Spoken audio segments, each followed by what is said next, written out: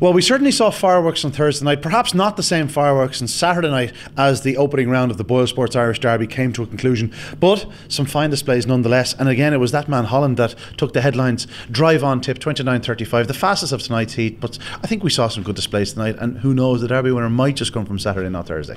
Yeah, definitely. Look, times don't win derbies, it's just a matter of getting your name in the hat for the next round, and we saw that again tonight. Some really good performances, and yeah, look, all the big guns going through as well, so it's we're after seeing the draw. It's a cracking draw for the second round. The beauty is we're down to the last 96, 3 to qualify from now. That's when things get serious. Yeah, it is. Look, there was even some heats there tonight where there was 5 dog heats with only 5 going through, so it was a blowout for a number of runners. But look, we have the first round under our belt now. 50% of the dogs are going home after the next round, so it's going to get serious from now on. First of tonight's heats was Heat 11, of course, and your father was on fire tonight. JT Yankee kicked him off in fine style. Didn't get his normal fast start. Was only third into the bend, but again, once he got on the rail, Drubby's Pyatt did him a little favour, moved to the middle of the track, hit burnt beans, and your fella found himself on the rail at the second bend, and that's the key. Charged into the third bend, took over, and as a Champions Stakes winner should, came through to win. Yeah, look, he's a lovely little dog, JT Yankee. He's got lightning quick early pace. Didn't really get to show that tonight because he sort of flopped when he came out of the boxes, but just railed in behind Drubby's Pyatt, who moved slightly off, like you said, at the first and second bend, and when he tracked him into the back straight, I was quite confident that he would have enough to take it up at the third bend. Look, he done what he had to do. He's ran 3 cracking races now in the semi-final and the final of the BoyleSports Champions Stakes. Followed it up again tonight. He's a dog. He's only had 15 races now, so he's coming forward all the time, and I think he's not got an easy second round, but he's still in there. Just behind him there, Drubby's Pyatt ran his part in the race. He did move to the middle, as I said. He's a dog you wouldn't want to be on the outside of in the next round or two. And behind them, Burnt Beans did run well. He showed fine early speed after missing the kick himself somewhat. Got a wallop on the corner, but did run well to finish third. And Brinkley's Blaze, I thought, caught the eye, finishing fourth. He stayed on strongly. He missed the kick also. Yeah, the first 3 home there, like they've got 39 races combined between the 3 of them. So they're 3 young dogs, 3 lovely pups, and yeah, I think the 3 of them will progress a couple of more rounds if they're lucky, and they should come forward, all 3 of them. Where it was the pups starring in Heat 11, he was certainly one of the old stagers starring in Heat 12. The old favourite JT Dutch. This was a strange heat. Of course, JT Dutch took a flyer, but joined on both sides at the corner by College Paradise and, of course, Offshore Point on the outside. College Paradise, probably other things on his mind the second bend, but then went wrong, unfortunately. But as it was, Offshore Point showed his early dash, got to the front down into the third bend, but I'm afraid there was only going to be one winner when JT Dutch was that close. He really is a powerhouse. This dog owes you nothing. Oh no, definitely not. He's been a great servant. Look, his issues have been highlighted. He's not the soundest dog anymore, and look, he's pushing the 4 years of age now. So, but he's just a warrior. He just tries every night. You see it there when he pings out. He just doesn't have the early to get to the bend as he used to have. But yeah, he was never going to give up.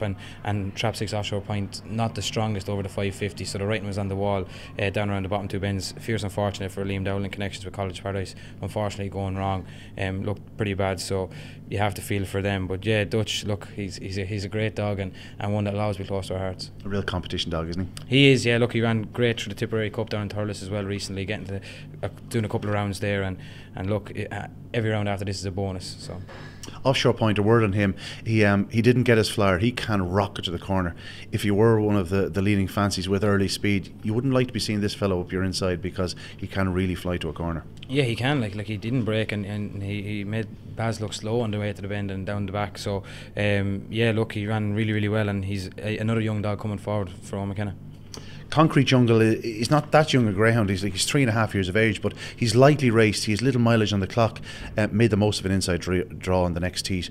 Held off Siderian Fern into the corner. Nothing else got involved. Yeah, no, like you said, you summed it up there perfectly. Concrete Jungle made it all, and was impressive in doing so. Got a great draw. He's got sprinting form up in Dundalk, so you know he's all about early pace. He actually beat Forrest Natalie, who was second in the big sprint up there the other night as well. So you know he's got early pace. Made the most of a draw. Very good run, 29.65, and Pat Buckley knows how to win this competition. He might have one to sneak through a few more rounds too.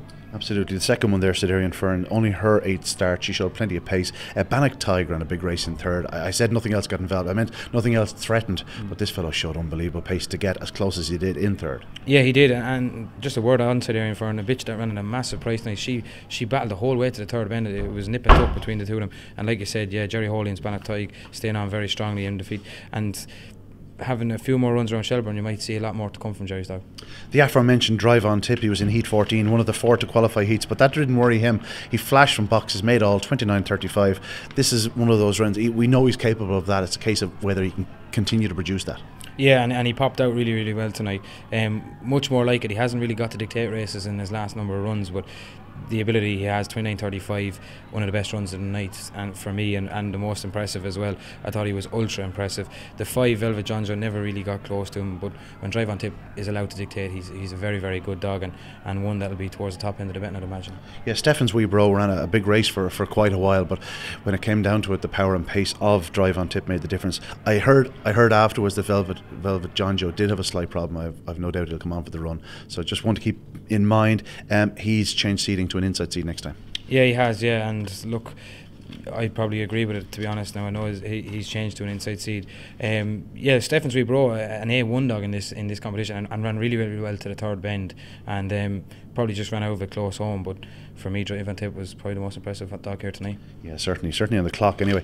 Heat 15, and another old warrior, but a warrior with some silverware in his cabinet. JT Jet, former English Derby winner, Easter Cup winner, of course, the reigning Dundalk International winner, and I'm sure a star at home.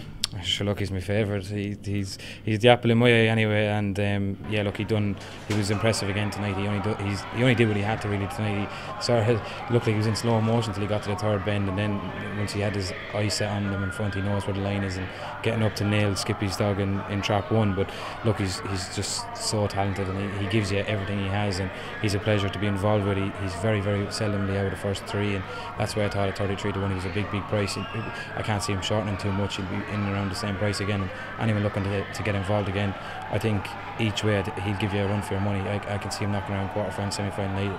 Touch wood if he stays in one piece. Don't worry about the clocks with him, he gets better with competitions. Yeah, I was going to say, this fella thrives with racing. He's been off since Dundalk, and prior to that he had a bit of a break, so there's better to come from him. He really did take a burst off that last bend, as if to say, oh, there's the winning line, I'm going to get there. Yeah, you can see him going around the bottom bend. The one dog just slightly moved off, and he wasn't going to take any risks at getting a bump. He just bided his time and just waited. He knows how good he is, and he knows where the line is. The one dog there was Mildian Skip, a dog that had been A1 prior to tonight, ran very well in defeat in second, and come to pass, he just doesn't get home. Yeah, no, look, he's a very, very quick dog over to the last bend. He'll be as quick as what's in the competition for Peter Cronin. I thought actually Skippy's dog in 1 ran an absolute stormer tonight. Surprised me a little bit. I was talking to Skippy. He actually fancied him before the race, so he was expecting that kind of a run. But for me, yeah, I think all 3 of those ran well, and I can see all 3 progressing again. Swithin's Bray raced from trap 1 in heat 16, and duly obliged as the favourite should. He's a dog that breaks better from the middle, but he definitely wants to be on the rail, if you get me. Did what he needed to do tonight. I still think he's a dog who will go deep in this competition.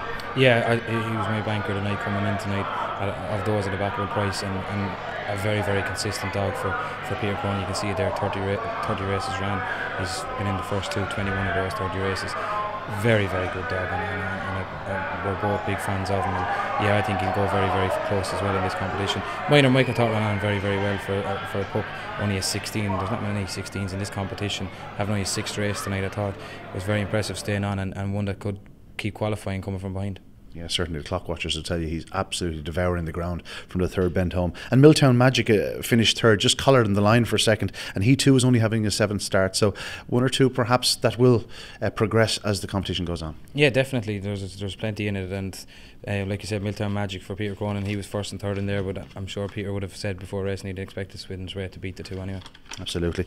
On now to heat 17, and a strange sort of a contest. It looked like it was going to be between Kilgraney Denver and Kilmessan Gold into the corner.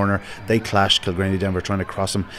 Lost momentum, Kilgraney Denver. All of a sudden, typical Ash, who was closer up than he would often be, just shot around the second bend, went on clear, and eventually emerged a very comfortable winner in 29.73 for Ger Holian. He's going to need to trap better in the better rounds, but ran very well in victory. Yeah, luck was on his side. There was a pretty bad bump between, like you said, Kilgraney, Denver and that up front, and that just made the race. It was all over when that happened, because you could see Typical Lash just coming around the outside. He was always going to take it up, going down the back, and once in front he was never ever going to be beaten.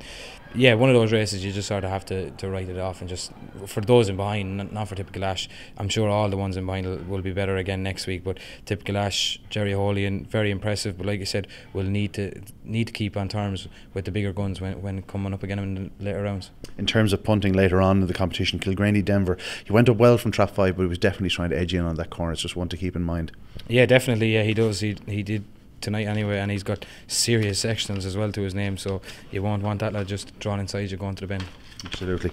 On so to Heat 18, and a straightforward success for Dream Dude. This fellow's just doing it right at the moment. The change of seating certainly has aided his cause, and I know in hindsight he's a great draw for next week, but Dream Dude, a dog that has now won 7 of 11, and he's doing things the right way. Yeah, this is a dark horse for me. He's blistering to the bend. He's paw perfect, 29.60.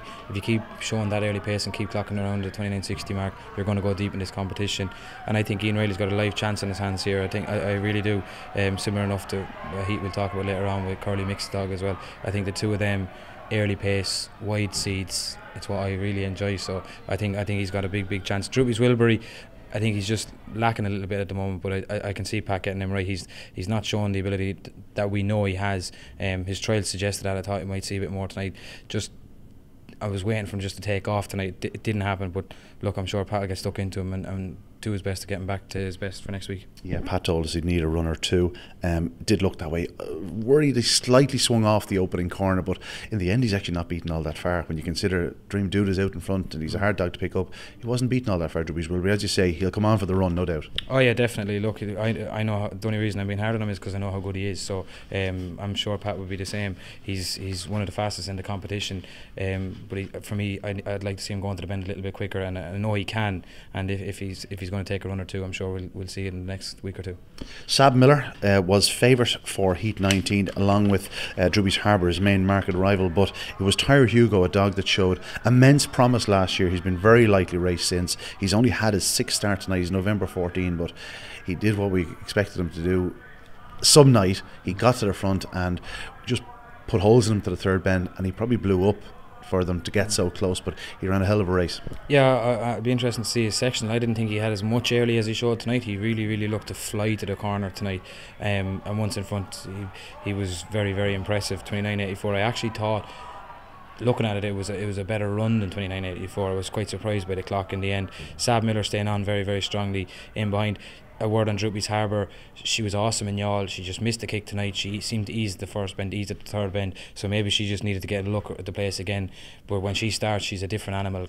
I just write this week's run off. Hopefully there's no issues with her. If she lines up next week in 100%, she's an awful lot better than what we saw tonight. But take nothing away from PJ's pup, Tyre Hugo. He wouldn't have put him in this competition unless he thought a lot of him, and I'm sure the clock will tumble for him if he keeps starting the way he did tonight. At halfway, it didn't look like he was going to finish a photo finish for first, second and third. It was a strange sort of race, but as it was, Tyre Hugo held on from the fast finishing Sab Miller. Yeah, exactly. Like Hugo looked to be dictating. That's why I was quite surprised by the clock.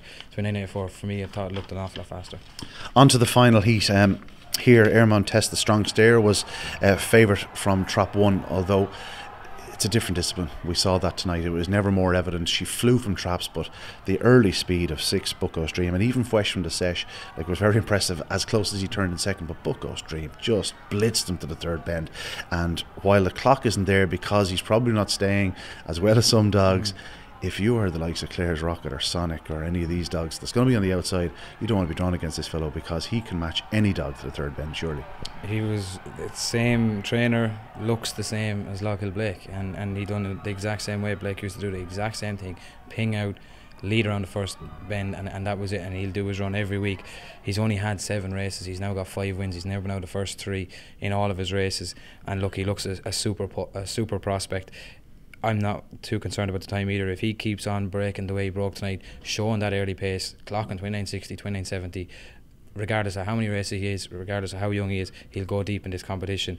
And like you said, if there's a faster dog definitely to the sectional point in this competition than him, I'm not sure I've seen him, because I thought he was just lightning. Fresh from the Sesh, very good dog. I saw him over in Toaster, ran into Dundalk Sprint as well. and like Bucko's Dream was just gone. He was too clear of him passing me at the stand. So it's electric early pace. It really, really is, and he'd frighten anyone in against him. Yeah, but Bucko's Dream, as you say, if he's out in front, it's going to take 3 dogs to pass him to get him out of the competition, and I can't see that happening anytime soon. No, and that's exactly. And as well as that, I think he'll get stronger. He's only had 7 races. He's only going to get better once he learns that it's over 550. I can see him getting stronger, and really anyone, I'm sure his price will tumble, but if you are looking for an each way play, obviously the likes of Sonic and Clare's Rocket are going to make value for other runners in the competition still, and he's definitely one I wouldn't mind having a few quid each round. It's not always the case, but the mother stayed strongly. She was an Oaks winner herself, so you'd imagine he'll be a bit stronger. Yeah, I only noticed it there now. I was only thinking, it was like, how is he not coming home a bit stronger? But look, give him time, he's very, very young still. Yeah, he's probably the one real eye catcher, the real potential springer to come out of the opening round. Yeah, definitely. Yeah, there's 1 or 2 that slipped through the radar, and Log Hill Blake was one here a couple of years ago, and he went on to win it. So same trainer and same profile. So there you heard it. Kevin Hennessy is going to have his fortunes on Bucko's Dream to win the Derby. You heard it here first. Anyway, that's it for the opening round of the BoyleSports Irish Derby.